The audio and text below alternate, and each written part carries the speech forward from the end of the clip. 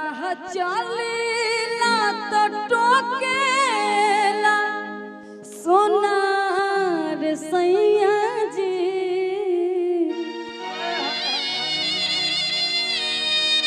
कि राह चलेला तो टोकेला सोनार सैया जी काहे नथिया गढ़बला उधार सैया जी। हम तो आज तक ले नथिया ही नहीं पहने हैं, बाकी गोलू राजा जी से खास करके कहेंगे कि आप ही गढ़वा दीजिएगा, हम पहन वो भी उधार उधार नहीं, नगदा बनवाइएगा कभी भी। बोले हैं कि खास करके आपसे कहेंगे कि हम नथिया कभी पहने नहीं है,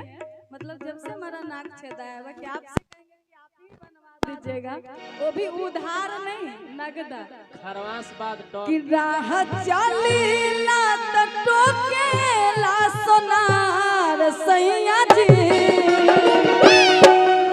कि राह चलेला तो टोकेला सोनार सैया जी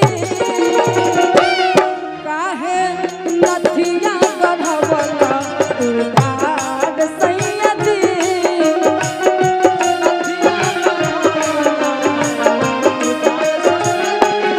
काहे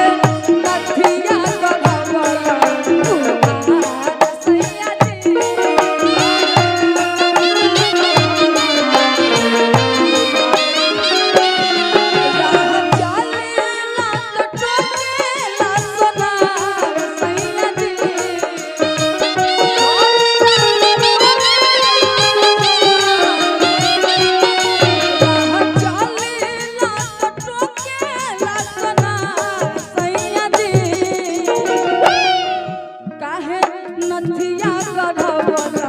उधार सैया जी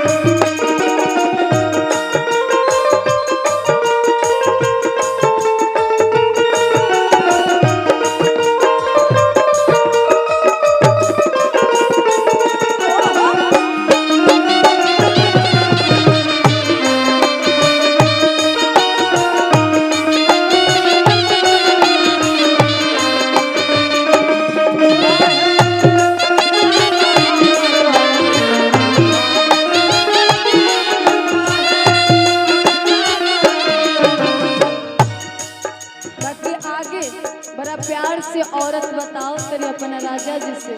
अपना सैया जी से और कहा तरीका धक चल रही चाहे धक चल गाली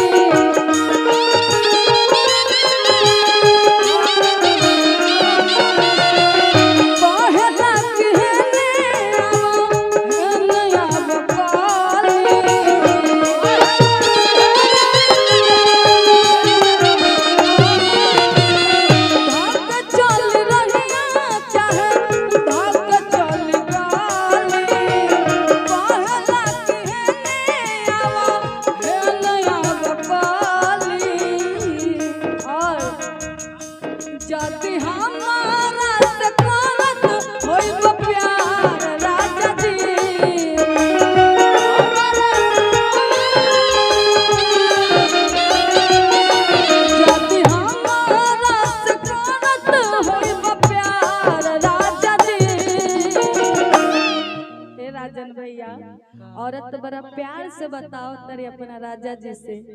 कि जाति हमारा से करत होई प्यार राजा जी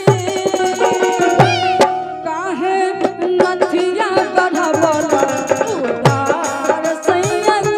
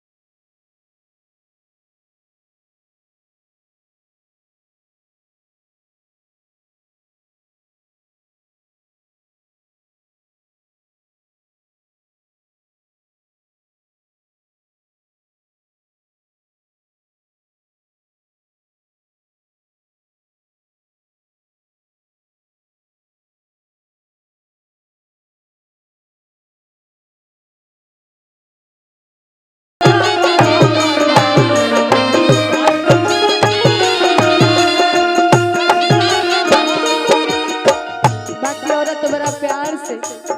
बड़ा दुलार से औरत अपना राजा जी से बताओ तरी कह तरीके धक चल रही चाहे धक चल